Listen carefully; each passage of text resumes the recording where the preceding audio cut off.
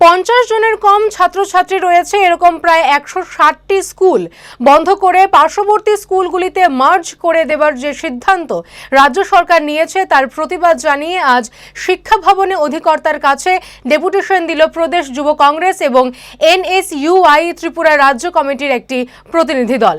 প্রদেশ যুব কংগ্রেস সভাপতি নীলকমল সাহার দাবি, এই সিদ্ধান্ত কার্যকর করা হলে রাজ্যের প্রত্যন্ত এলাকায় প্রায় 95টি স্কুলের ছাত্রছাত্রীরা বিপাকে পড়বে। তাই এই সিদ্ধান্ত অবিলম্বে প্রত্যাহার করার দাবি জানান তারা।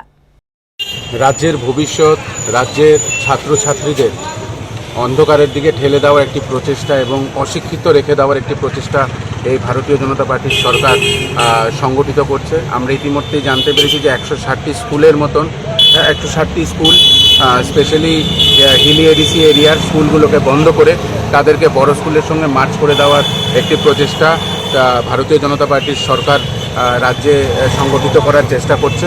আমরা ত্রিপুরা প্রদেশ যুব কংগ্রেস এবং এনএসইউআইয়ের তরফ থেকে এই মার্চকে ধিক্কার জানাই।